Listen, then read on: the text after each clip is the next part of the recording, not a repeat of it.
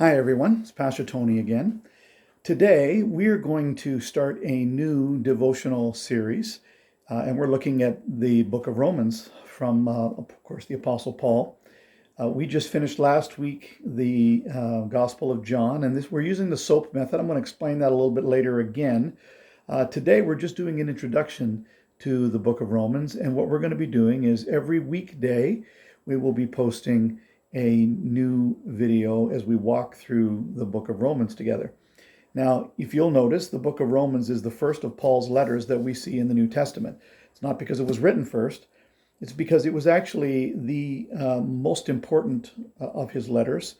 It was written, of course, to the people in Rome, the Christians in Rome.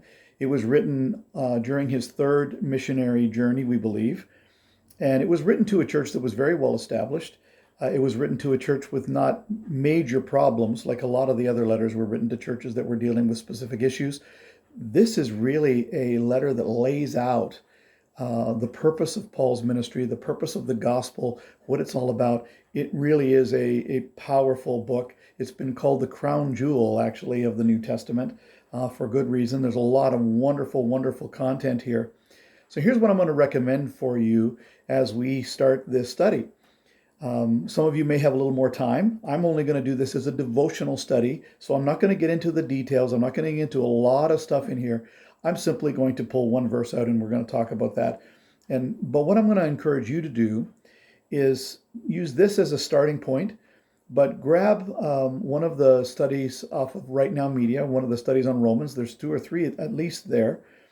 And do that along with this, parallel with this, so that you can not just get a devotional study of Romans, but that you can actually get a good understanding of what the book of Romans is all about. You will really benefit from this.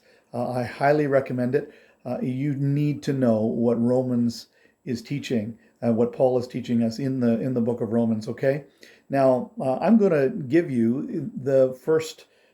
From just the first chapter today. All I'm going to do is I'm going to look at verses 16 and 17 because that is said to be the keynote of the entire book of Romans. Is what Paul was trying to say is wrapped up in verses 16 and 17. In fact, someone has said that it is the keynote of Paul's entire ministry is verses 16 and 17. So I'm just going to read chapter 1, verses 16 and 17, and then I'm going to explain to you who are just starting what the S.O.A.P method is, and how you can participate in that. And then I want you to come back tomorrow, and we're going to start with chapter 1 using the S.O.A.P method as we walk through. Okay, so verse 16 and 17, here's what it says.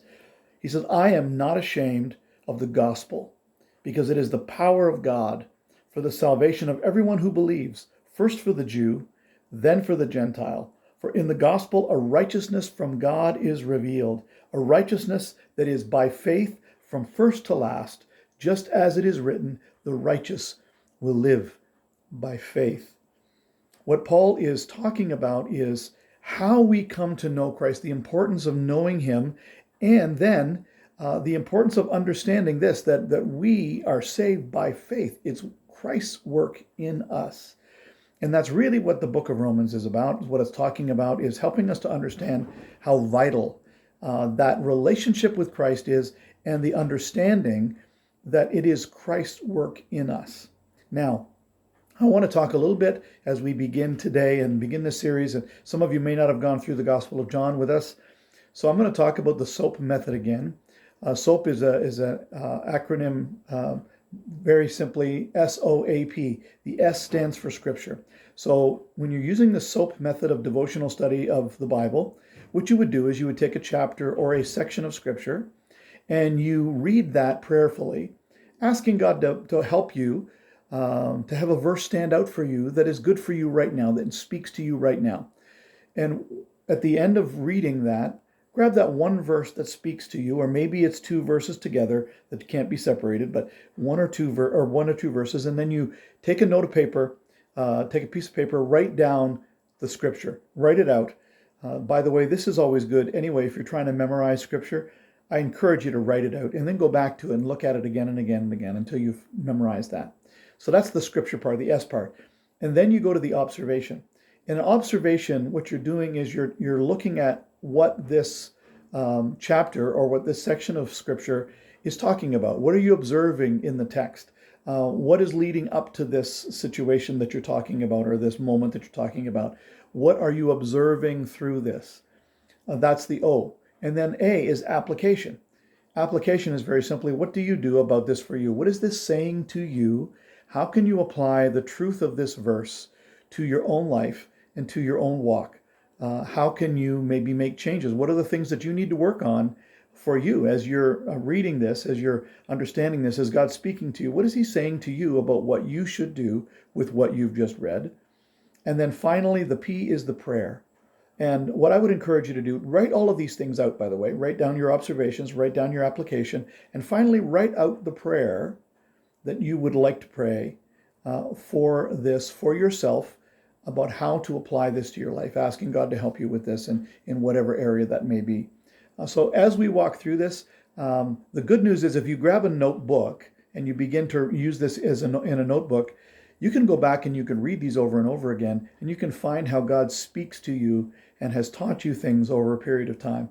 I would encourage you to do that. This will be a great discipline for you to put into your life, this discipline of daily study.